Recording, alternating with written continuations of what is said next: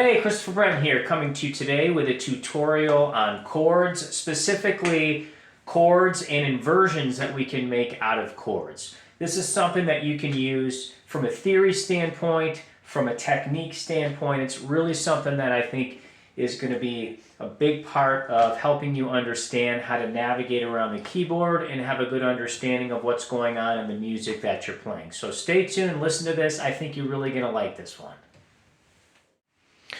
Okay, so let's get into this. Whenever you have chords that you're playing on the piano, they're not always going to be in what is referred to as root position, right? You can move tones around in different ways to make more colorful voicing. So what am I talking about? Well, let's get into this, right? So let's actually start in root position with a pretty basic chord here. This is a C major chord.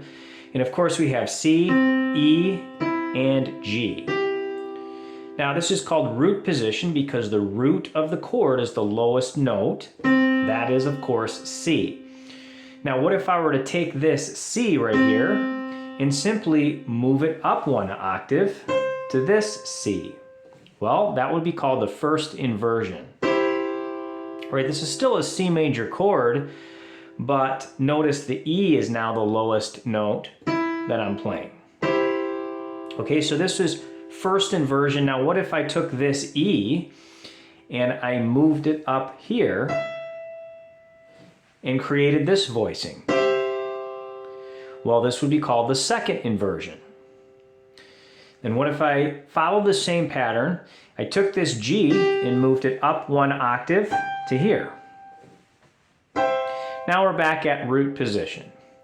So basically this is a C major chord with first inversion, second inversion, and then we're back to root position, and we're an octave higher than where we started.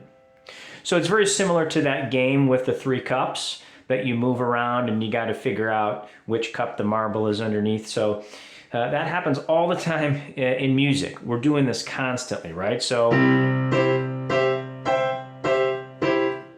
can practice these inversions moving up and down the keyboard with both the right and the left hand. If we do the same thing with the left hand, right? The fingering is of course reversed. My 5th finger is on the bottom when I'm playing the C major chord in root position. Okay, I'm doing the same thing here, taking this C, moving it up an octave. I'm going to take this E, we're going to scramble it around here, move it up an octave. That's the second inversion. Take the G and move it up here. Now we're back to root position. And then you can do this exercise with both hands, playing blocked chords like this. And you can break them up. Broken and blocked.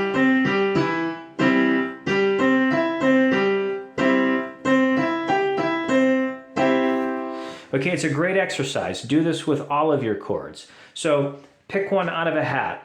Let's say E flat major.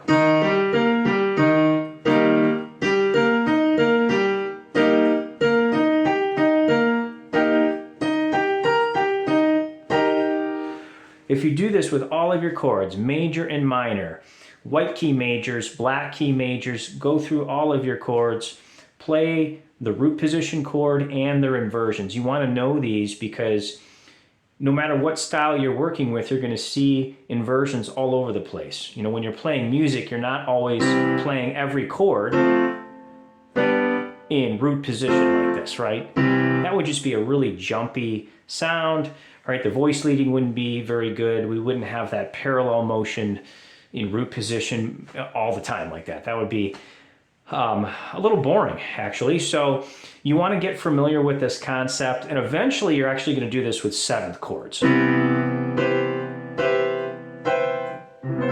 Right?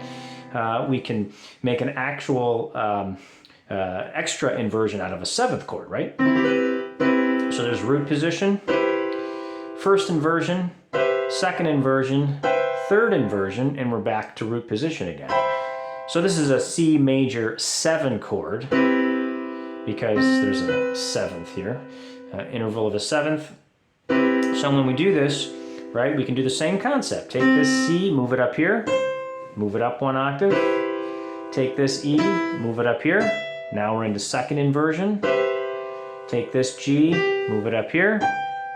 Now we're in the third inversion. And then when we take this B, move it up here, we're back to root position again. Do this with all of your major seventh chords, your minor seventh chords, your dominant seventh chords. There's lots of great voicings that you can obviously make out of music. Again, we're not jumping around in root position all the time here with all of your chords, right? It would just be too jumpy, too many parallel leaps like that. You've got inversions coming up all the time in music. So you want to get familiar with this and go through this process. So thank you again for listening. I know we went through a lot here in terms of doing our voicings and jumping around in different inversions. So hopefully I wasn't throwing this at you too fast, but in any event, join our Facebook group. It's called the Organic Piano Learning Academy. There's a link to it below in the description. Come check us out, and there's going to be more information coming up on this YouTube channel. Hit that subscribe button, and I will see you again in the next video.